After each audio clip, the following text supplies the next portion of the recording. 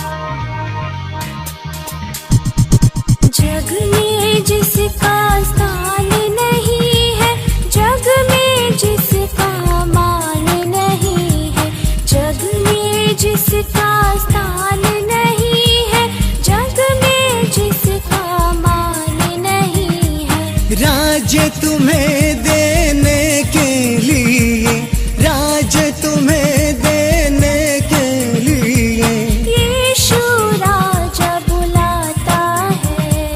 आओ जग के लोग सब ही, यीशु राजा बुलाता है। आओ जग के लोग सब ही, यीशु राजा बुलाता है।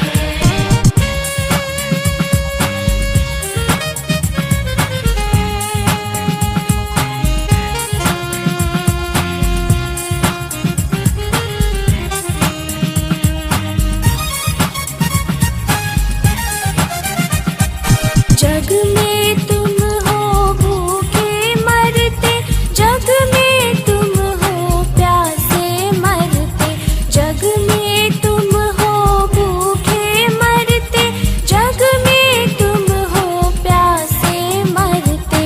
भोजन जल अब मुफ्त में देने, भोजन जल अब मुफ्त में देने यीशु राजा बुलाता है।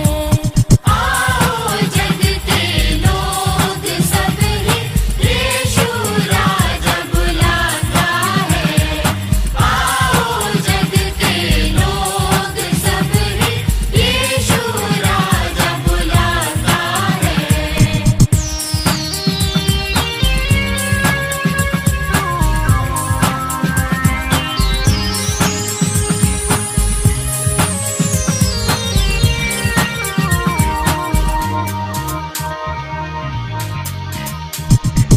सर पर कांटों का ताज निशानी, छाप है उसकी बहती पसली।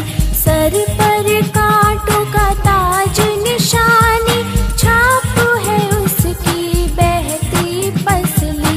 सीधे हाथ पसारे हुए, सीधे हाथ पसारे हुए यीशु राजा बुलाता है।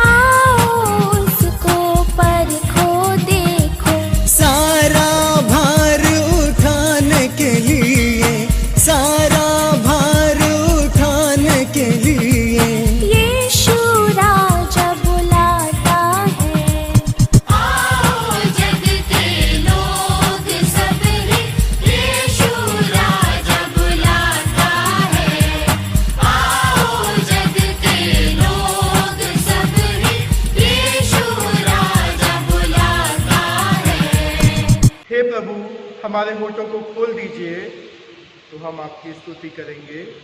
हे प्रभु, हम प्रातःकाल आपसे ही प्रार्थना करते हैं, आप हमारी पुकार अवश्य सुनेंगे। परमेश्वर पिता, हमारे सृष्टिकर्ता की महिमा हो, उसके पुत्र हमारे मुक्तिदाता की महिमा हो, उसके आत्मा हमें पवित्र करने वाले की महिमा हो, जैसे आदि में थी, अब है और सदा युग युगांत होती रहेगी। आमीन। हे सब सामर्थी प्रभु परमेश्वर, आप पवित्र पवित्र पवित्र हैं। स्वर्ग और पृथ्वी आपके ऐश्वर्य से परिपूर्ण है। परम धाम में आपकी स्तुति हो। हम सर्वशक्तिमान परमेश्वर के सामने दीनता से अपने पापों को स्वीकार करें। हे परम पवित्र और परम दयावान परमेश्वर, हम मानते हैं कि हमने मन, वचन और कर्म से तथा भलाई न करने के कारण आपके विरुद्ध और एक दूसरे के विरुद्ध पाप किया है। इसलिए हम आपसे प्रार्थना करते हैं कि आप हम पर दया करें और हमारे पापों को क्षमा करें। सर्वशक्तिमान और दयावान परमेश्वर हमारे सब पापों को क्षमा करे और उनसे हमें छुटकारा दे, हमें अपने जीवन को सुधारने के लिए अनुग्रह दे और पवित्र आत्मा की सामर्थ से हमें परिपूर्ण करे। आमीन। आइए हम पुराने नियम में से मलाकी की पुस्तक उसका 3 अध्याय पहली 7 आयतों को देखें, जहाँ इस प्रकार लिखा है। Malachi chapter 3 versus 1 to 7। देखो, मैं अपने दूत को भेजता हूँ और वह मार्ग को मेरे आगे सुधारेगा। और प्रभु जिसे तुम ढूंढते हो वह अचानक अपने मंदिर में आ जाएगा। हाँ, वाचा का वह दूत जिसे तुम चाहते हो, सुनो, वह आता है। सेनाओं के यहोवा का यही वचन है।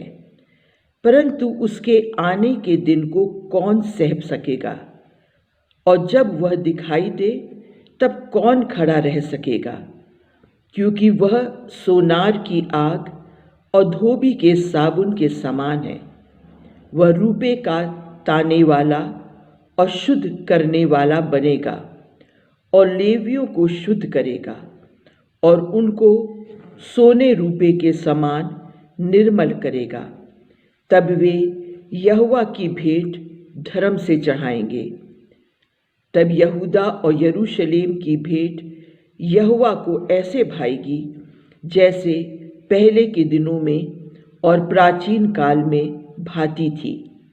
तब मैं न्याय करने को तुम्हारे निकट आऊँगा और टोन्हों और व्यभिचारियों और झूठी क्रिया खाने वालों के विरुद्ध और जो मजदूर की मजदूरी को दबाते और विधवा और अनाथों पर अंधेर करते और परदेशी का न्याय बिगाड़ते और मेरा भय नहीं मानते, उन सबों के विरुद्ध मैं तुरंत साक्षी दूंगा। सेनाओं के यहोवा का यही वचन है। क्योंकि मैं यहोवा बदलता नहीं।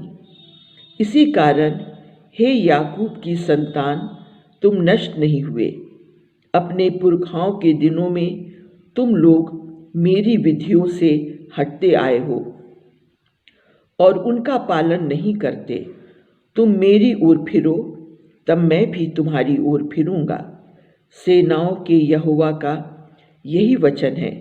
परंतु तुम पूछते हो, हम किस बात में फिरें? ये यहोवा का वचन है, इस पर आशीष हो। आमीन। हम उत्तरवादी पाठ के लिए निकालेंगे भजन संहिता 146, साम 146, जिसको हम बारी बारी पढ़ेंगे। यहा की स्तुति करो, हे मेरे मन, यहोवा की स्तुति कर। मैं जीवन भर यहोवा की स्तुति करता रहूंगा। जब तक मैं बना रहूंगा तब तक मैं अपने परमेश्वर का भजन गाता रहूंगा। तुम प्रधानों पर भरोसा न रखना, न किसी आदमी पर, क्योंकि उसमें उद्धार करने की भी शक्ति नहीं। उसका भी प्राण निकलेगा, वह भी मिट्टी में मिल जाएगा। उसी दिन उसकी सब कल्पनाएं नष्ट हो जाएंगी। क्या ही धन्य वो है जिसका सहायक याकूब का परमेश्वर है और जिसका भरोसा अपने परमेश्वर यहोवा पर है। वह आकाश और पृथ्वी और समुद्र और उनमें जो कुछ है सबका करता है और वह अपना वचन सदा के लिए पूरा करता रहेगा। वो पीसे हुओं का न्याय चुकाता है, और भूखों को रोटी देता है। यहोवा बंदियों को छुड़ाता है। यहोवा अंधों को आंखें देता है। यहोवा झुके हुओं को सीधा खड़ा करता है। यहोवा धर्मियों से प्रेम रखता है। यहोवा परदेशियों की रक्षा करता है और अनाथों और विधवा को तो संभालता है, परंतु दुष्टों के मार्ग को टेढ़ा मेढ़ा करता है। हे सिय्योन, यहोवा सदा के लिए तेरा परमेश्वर पीढ़ी पीढ़ी राज्य करता रहेगा। यहाँ की स्तुति हो। पिता, पुत्र और पवित्र आत्मा के नाम की महिमा हो, जैसे आदि में थी, अब है और अब से सदा सर्वदा होती रहेगी। सुसमाचार का पाठ जो कि लिया गया है मत्ती रचित सुसमाचार उसका 11वां अध्याय पद 2 से 11। मत्ती रचित सुसमाचार उसका 11वां अध्याय पद 2 से 11। Matthew chapter 11 verses 2 to 11। जब बंदी गृह में यूहन्ना ने मसीह के कार्यों की चर्चा सुनी तो अपने चेलों को उसके पास यह पूछने भेजा, क्या आने वाला तू ही है या हम किसी और की प्रतीक्षा करें?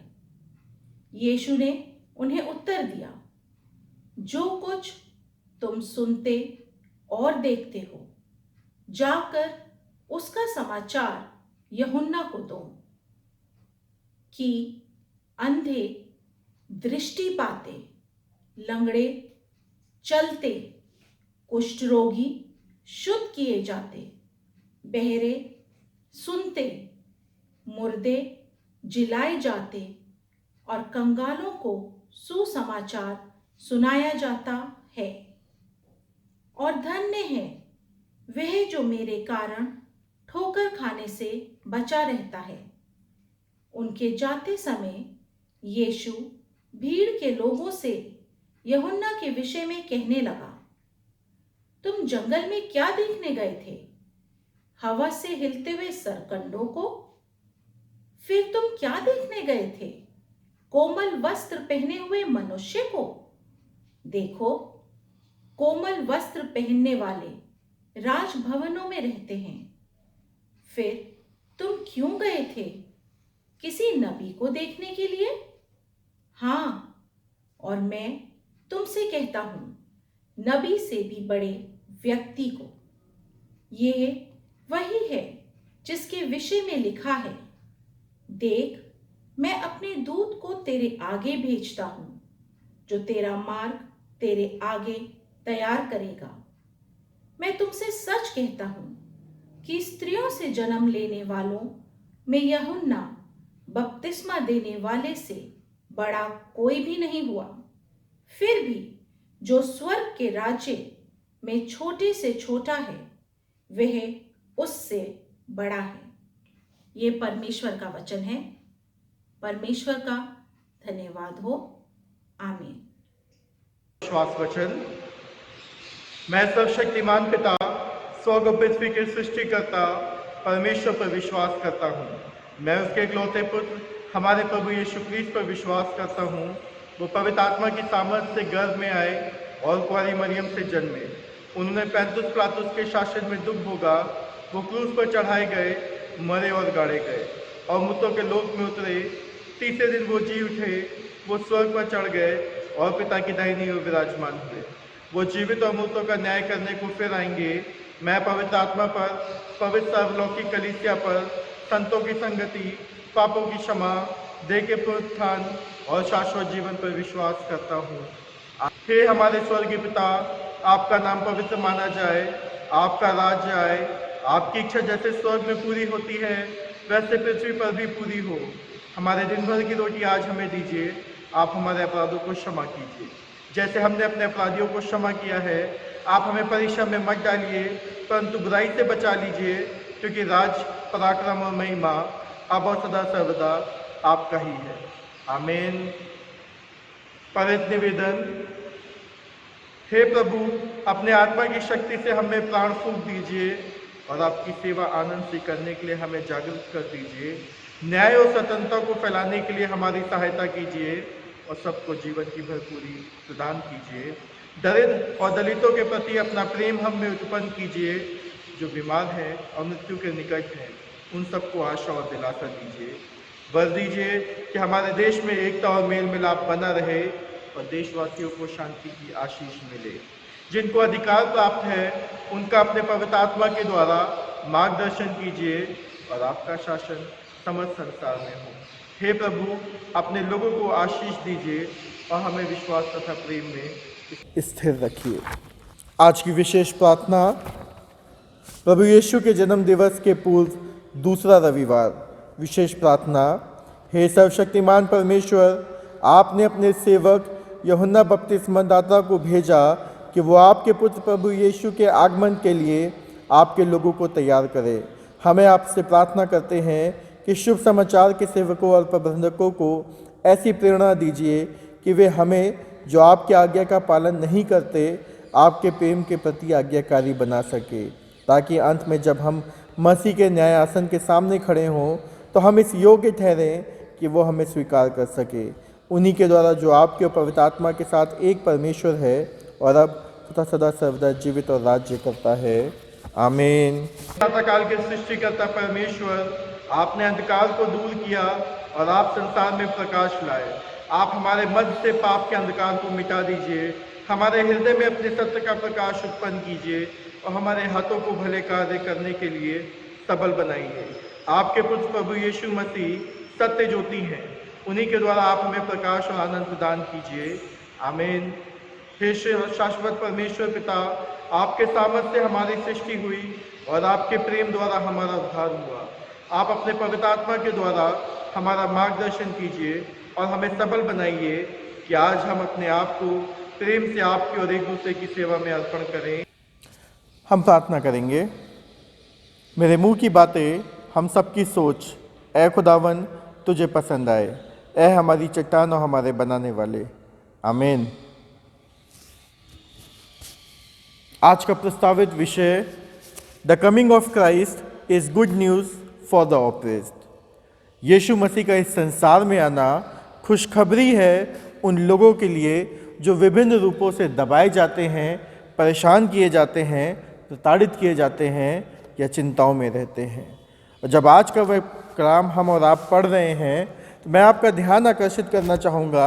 जब मैं और आप इस संसार में रहते हैं, बहुत से लोगों को हम और आप अपने आसपास देखते हैं। बहुत से लोगों को हम देखते हैं जिन्हें प्रताड़ित किया जाता है, जिनके जीवनों में विभिन्न रूपों से परिस्थितियां होती हैं, परेशानियां होती हैं, जिनका कि सामना उन्हें समय समय पे करना पड़ता है। और जब वो अपना जीवन इस संसार में व्यतीत करते हैं, वो कहीं ना कहीं इंतज़ार करते हैं कब वो समय आएगा जब उन्हें उस परेशानी से, उस पीड़ा से छुटकारा मिलेगा। कब वो समय आएगा जब वो इन परिस्थितियों से बाहर निकलने वाले होंगे। परमेश्वर का कलाम मुझसे और आपसे कह रहा है, वो याकूब की पुस्तक 5वां अध्याय, उसमें कह रहा है धनवानों को चेतावनी। वो चेतावनी दे रहा है उन लोगों को कि जो धनवान हैं, और मुझसे और आपसे कह रहा है, हे धनवानों सुन तो लो, तुम अपने आप क्लेशों पर चिल्ला चिल्ला कर रो, तुम अपने आने वाले क्लेशों पर चिल्ला चिल्ला कर रो, तुम्हारा धन बिगड़ गया है और तुम्हारे वस्त्रों को कीड़े खा गए हैं, तुम्हारे सोने चांदी में काई लग गई है और वह काई तुम पर गवाही देगी और आग के समान तुम्हारे मांस को खा जाएगी। तुमने अंतिम युग में धन बटोरा है।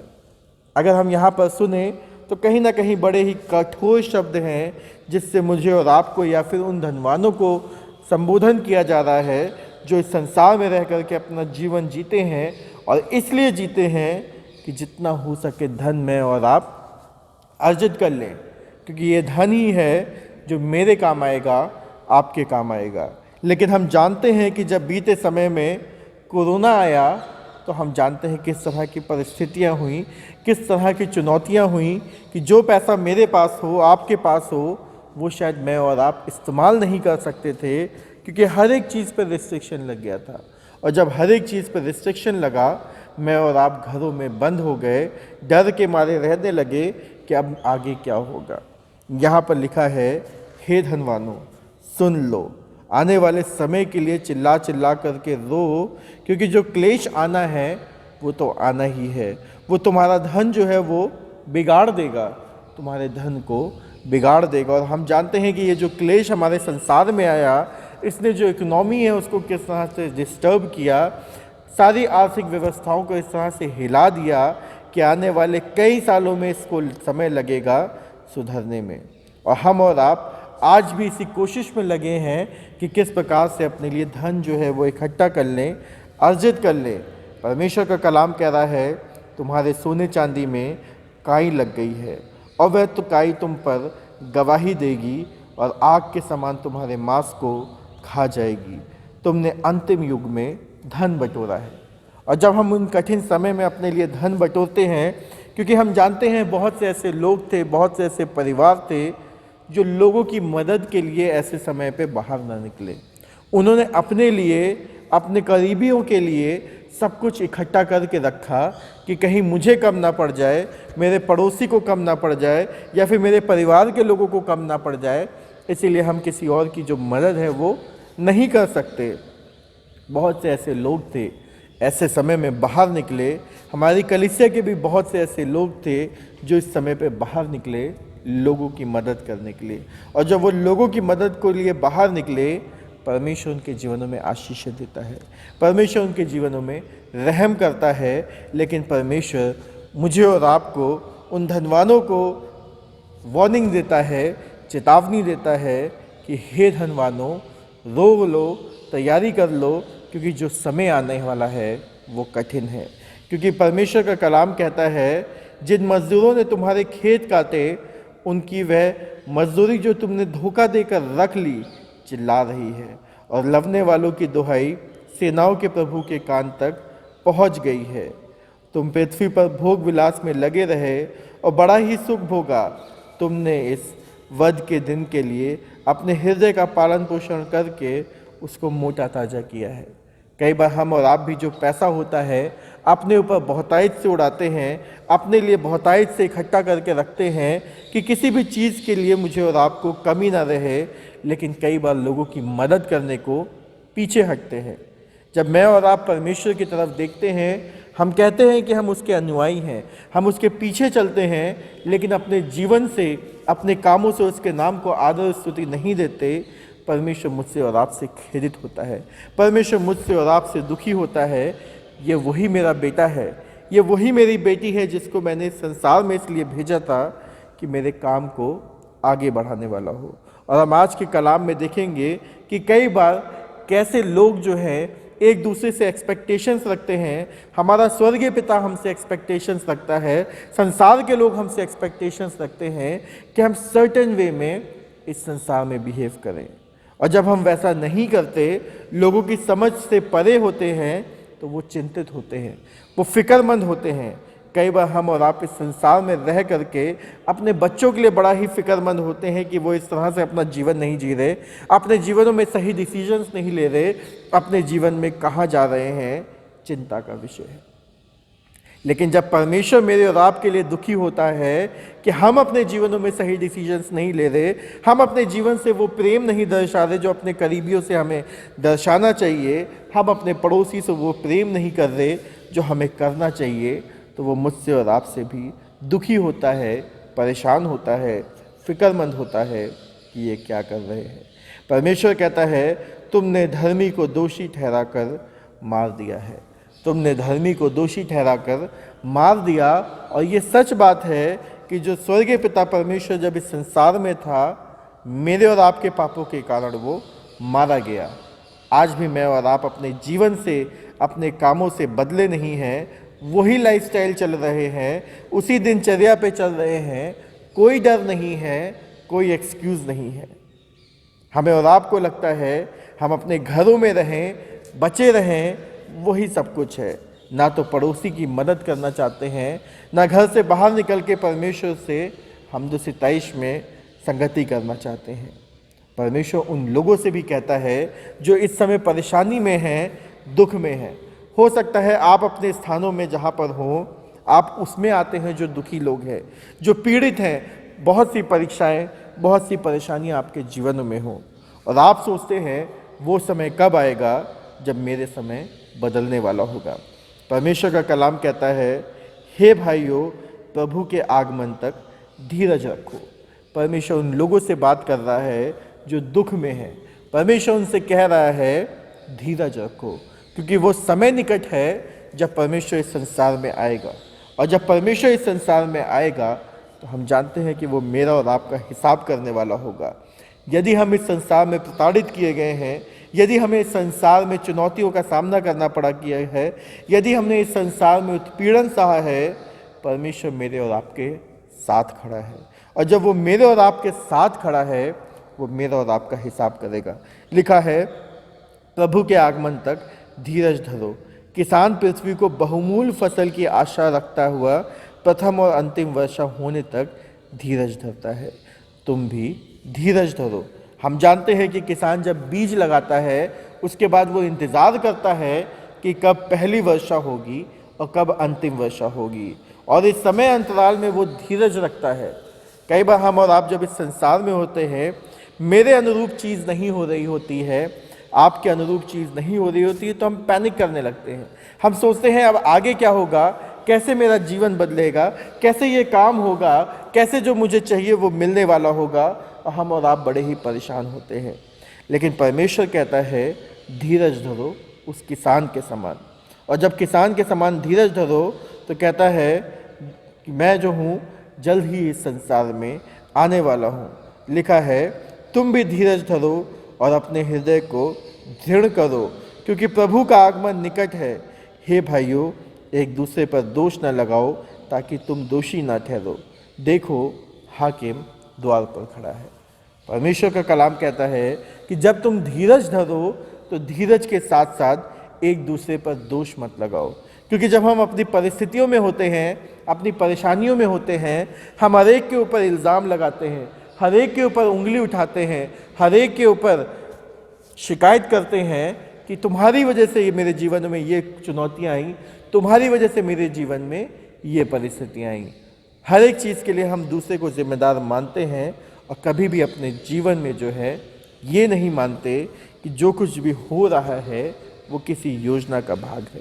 हम जानते हैं अय्यूब के जीवन को किस प्रकार से उसके जीवन में चुनौतियाँ आईं, किस प्रकार से उसके जीवन में परीक्षाएं आईं, और जब वो सारी चीज़ें उसके जीवन में आई, उसके लिए भी बहुत से मौके थे कि वो परमेश्वर की दुहाई देता। उसके लिए भी बहुत से मौके थे वो अपने दोस्तों पर दोष लगाता। उसके पास बहुत से मौके थे वो अपने परमेश्वर पर दोष लगाता, अपने परिवार के लोगों पर दोष लगाता, लेकिन उसने किसी पर दोष नहीं लगाया।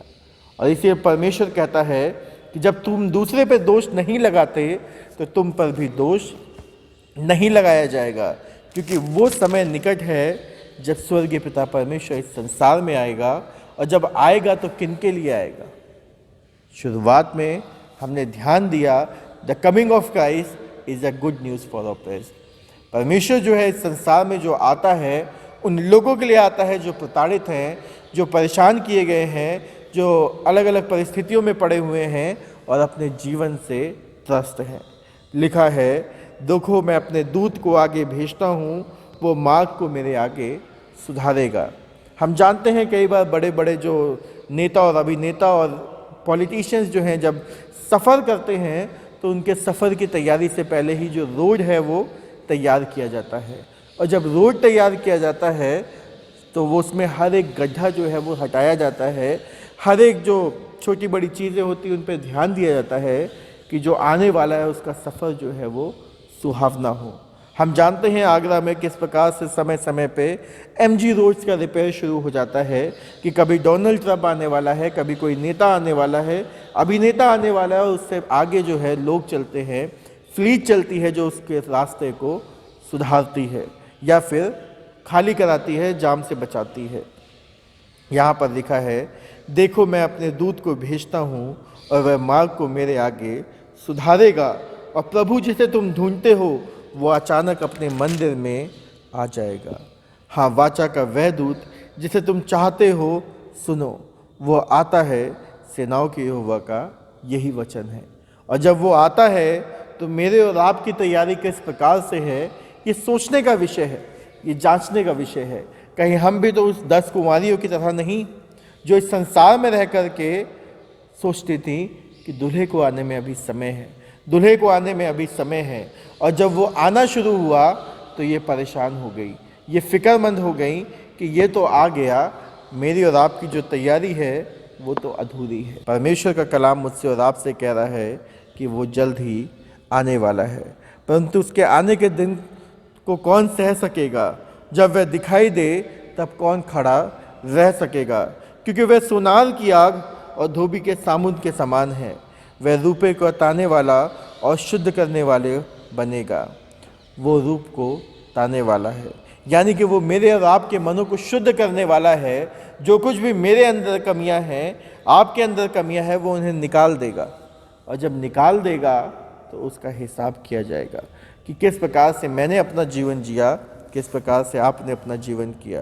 क्योंकि लिखा है, तब मैं न्याय करने को तुम्हारे निकट आऊँगा और टोने व्यभिचारी झूठी कीरियाँ खाने वालों के विरुद्ध, और जो मजदूरों की मजदूरी को दबाते और विधवा और अनाथों पर अंधेर करते और परदेसी का न्याय बिगाड़ते और मेरा भय नहीं मानते, उन सबों के विरुद्ध मैं तुरंत साक्षी दूंगा। सेनाओं के यहोवा का यही वचन है। परमेश्वर मुझसे और आपसे कह रहा है कि जब वो इस संसार में आएगा, कोई नहीं बता पाएगा कि वो कब आने वाला है, कोई नहीं जान पाएगा कि वो कब आने वाला है। लेकिन जब वो आएगा तो वो अपने लोगों का हिसाब करेगा। वो उनकी तरफ से खड़ा होगा जो कि प्रताड़ित किए गए हैं, अंधेरे से ग्रसित हैं, जिनका कि हक मारा गया है, जिनको कि सप्रेस किया गया है, जिन्हें कि परेशान किया गया है। और कहता है कि मैं उनकी तरफ से खड़े होकर के साक्षी दूंगा। सोच करके देखिए, जब वो मेरे और आपके विरोध में अगर खड़ा होगा, क्या मैं और आप उसके सामने खड़े हो पाएंगे? होने पाए परमेश्वर मेरे और आपकी तरफ खड़ा हो, विरोध में ना खड़ा हो। क्योंकि यदि वो उस ओर खड़े होता है तो मैं और आप कहीं ना कहीं इस संसार में हार जाएंगे, इस संसार में खो जाएंगे। होने पाए परमेश्वर का रहम मुझ पे और आप पर बना रहे और हम उसके भय में होकर के अपना जीवन जो है वो व्यतीत करने वाले हों।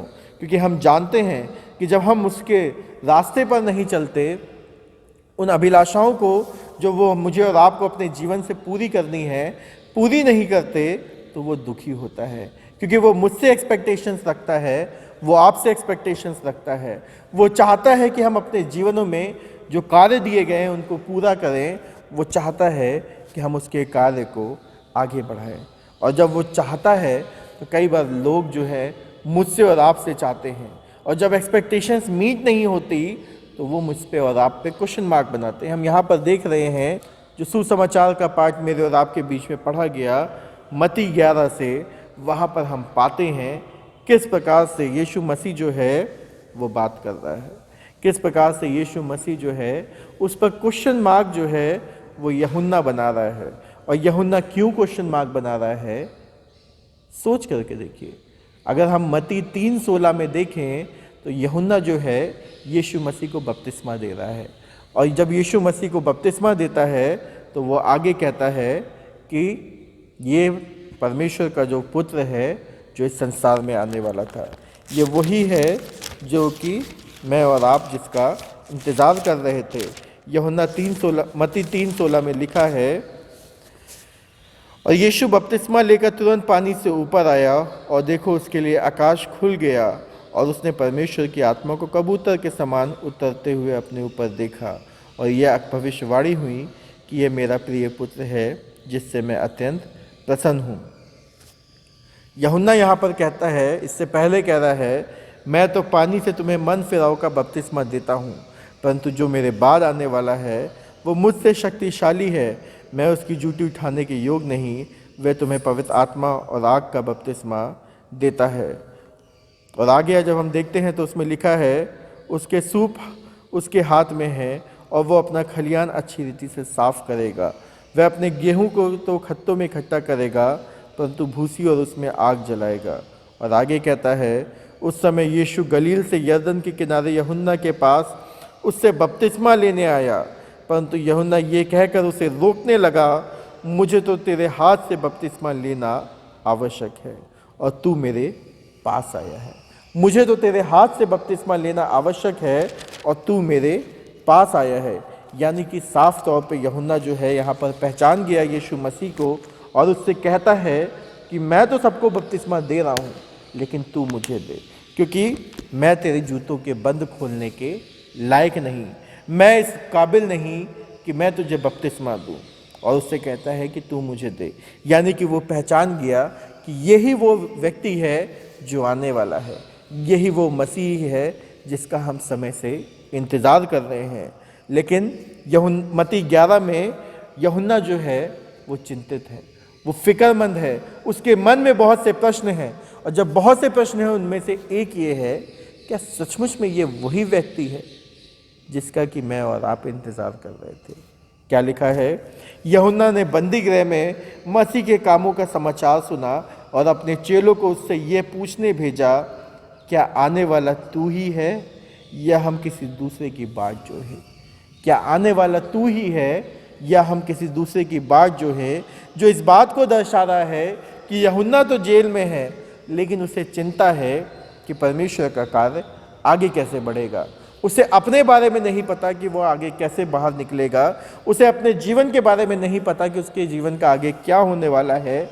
हम सब जानते हैं कि आगे चल कर के क्या होता है, लेकिन उसे चिंता है कि परमेश्वर का कार्य आगे कैसे बढ़ेगा। कहीं मैंने गलत निर्णय तो नहीं ले लिया कि जिसको मैंने सोचा कि ये मसीहा है ये कोई और है, क्योंकि इसके जो कार्य हैं वो इस प्रकार से नहीं है कि वो परमेश्वर का राज्य यहाँ पर स्थापित करने वाला है। हम जानते हैं चेलों के मन में भी कई बार भ्रम हुआ था कि यीशु मसीह जो संसार में राज्य स्थापित करने आया, यहाँ पर भी यूहन्ना को लग रहा है कहीं कोई और तो नहीं जिसकी हमें आशा रखनी है, जिसकी हमें बाढ़ जोनी है। और वो अपने चेलों को भेजता है पूछने के लिए यीशु मसीह से, क्या आने वाला तू ही है या हम किसी दूसरे की बात जो है? यीशु ने उत्तर दिया। क्या उत्तर दिया? वो चाहता तो बोल सकता था हाँ मैं ही हूँ या मैं नहीं हूँ, लेकिन वो उससे उत्तर देता है उनके चेलों को। क्या कहता है? जो कुछ तुम सुनते हो और देखते हो वो सब जाकर यूहन्ना से कह दो कि अंधे देखते हैं, लंगड़े चलते फिरते हैं, कोढ़ी शुद्ध किए जाते हैं और बहरे सुनते हैं, मुर्दे जिलाए जाते हैं। ये सारी बातें जाकर के यूहन्ना को बता दो और कंगालों को सुसमाचार सुनाया जाता है। ये सारी बातें जाकर के यूहन्ना को बता दो। और जब यूहन्ना को बता दो तो हमें फिर से वापस आएंगे अपने उस थीम के ऊपर जो कि क्या कहता है, the coming of Christ is a good news for the oppressed. परमेश्वर जो है इस संसार में इसलिए आया कि जो प्रताड़ित हैं, जो परीक्षाओं में हैं, जो परिस्थितियों में हैं, उन्हें बचाने के लिए आया। कई बार हम और आप नहीं समझ पाते कि उसका इस संसार में आने का उद्देश्य क्या था। क्या वो इस संसार में राज्य स्थापित करने आया? क्या वो इस संसार में मुझे और आपको सारा ऐशो आराम देने आया? क्या वो इस संसार में मुझे और आपको ऊंची कुर्सियों पे बैठाने आया? शायद नहीं। यूहन्ना को लग रहा था ये वही व्यक्ति है जो तख्ता पलट कर देगा, राज्य स्थापित करेगा। चेलों को लग रहा था ये वही व्यक्ति है जो तख्ता पलट करेगा, राज्य स्थापित करेगा। हम सबको ये लगता है कि यीशु मसीह जो है हमारे हिसाब से काम करेगा, हमारी एक्सपेक्टेशंस को मीट करेगा। वो अलग तरीके से काम करता है, उसका रास्ता अलग है, उसका तरीका अलग है। लेकिन जब वो कार्य करता है तो वो मनुष्य की भलाई के लिए कार्य करता है, क्योंकि वो यूहन्ना से कहलवाता है कि जा कर के उससे कह दो। क्या कह दो? अंधे देखते हैं, लंगड़े चलते फिरते हैं, कोढ़ी शुद्ध किए जाते हैं, बहरे सुनते हैं, मुर्दे जिलाए जाते हैं और कंगालों को सुसमाचार सुनाया जाता है। और धन्य है वह जो मेरे कारण ठोकर ना खाए। धन्य है वह जो मेरे कारण ठोकर ना खाए। क्योंकि कई बार हम और आप जब किसी व्यक्ति के जीवन को बड़ा ही सीधा और सरल देखते हैं तो हम सोचने लगते हैं इसके अंदर कोई काबिलियत नहीं है, इसके अंदर कोई अहमियत नहीं है। क्या सचमुच में ये वो है जो ये बताता है? क्योंकि जब आप बड़े ही सीधे होते हैं, आप बड़े ही समर्पित होते हैं, लोग आपको मिसयूज़ करने की कोशिश करते हैं, लोग आपको सप्रेस करने की कोशिश करते हैं। आप कहीं पर भी उठा करके देख लीजिए, अगर आप शांति से अपना काम करते हैं तो लोग आपका मजाक बनाएंगे, लोग आपकी हंसी बनाएंगे और ख़ास तौर पे सोचेंगे क्या सचमुच में इसे कुछ आता है? इसको तो संसार की समझ नहीं, इसको तो कुछ समझ में ही नहीं आता कि क्या करना चाहिए और क्या नहीं करना चाहिए। लेकिन यीशु मसीह जो है वो यूहन्ना के लिए कहलवाता है, धन्य है वह व्यक्ति जो मुझे देख करके ठोकर ना खाए, मेरे सीधे चाल चलन को देख करके ठोकर ना खाए, मेरे समर्पित जीवन को देख करके ठोकर ना खाए। ये ना सोचे कि राज्य जो है वो इस संसार का है, क्योंकि इस संसार के जो राज्य पहले आए वो बने और गिरे, लेकिन परमेश्वर का जो राज्य स्थापित हुआ वो ना गिरा है, ना गिर सकता है और ना ही कोई उसे गिराने वाला है। क्योंकि परमेश्वर का जो राज्य है वो स्वर्गीय राज्य है, वो मेरे और आपके बीच में विराजमान है। उसे कोई भी बाउंड्री जो है वो सीमित नहीं कर सकती। कई बार मैं और आप उसे अपनी लिमिट्स में बांधने की कोशिश करते हैं। मेरी और आपकी एक्सपेक्टेशंस जो हैं कई बार मीटअप नहीं होती हैं, लेकिन परमेश्वर कहता है मैं संसार में आया उन लोगों के लिए जो कमज़ोर हैं, जो प्रताड़ित हैं, जो पीड़ित हैं। और जब कहता है वो, तो हम जानते हैं परमेश्वर अपने कलाम में कहता है कि मैं भूखा था, मैं प्यासा था, मैं प्रताड़ित था, तुमने मेरी सेवा टहल करी। और जो लोग उसके दाहिने ओर खड़े होंगे वो पूछते हैं हमने कब तेरी सेवा करी, से तेरा खाना खिलाया, तुझे पानी पिलाया। और वो जो परमेश्वर है या फिर जो राजा है वो कहेगा कि तुमने जो छोटे से छोटे के साथ किया, यानी कि उन लोगों के साथ जो कमज़ोर थे, जो प्रताड़ित थे, उनके साथ किया, वो मेरे साथ किया। और बाएं ओर वालों से कहेगा तुमने जो छोटों से छोटों के साथ प्रताड़ना की, उनको परेशान किया, मेरे साथ किया और उसकी सज़ा भोगने के लिए तैयार रहो। होने पाए परमेश्वर मुझे और आपको वो मार्गदर्शन दे, मुझे और आपको बहुतायत में इस्तेमाल करे कि हम अपने जीवन से, अपने कामों से लगातार उसके नाम को आदर स्तुति अर्पित करने वाले हों, उसको अपनी सेवाएं अर्पित करने वाले हों। पिता, पुत्र और पवित्र आत्मा के नाम में आमीन।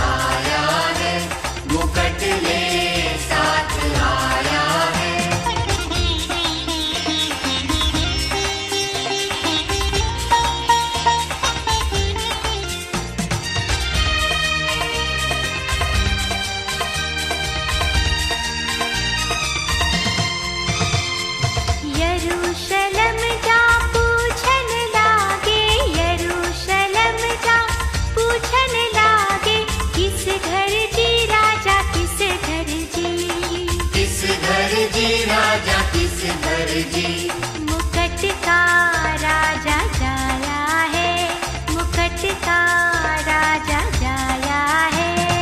आया है यीशु आया है, आया है यीशु आया है, मुकुट ले साथ आया है, मुकुट ले साथ आया है।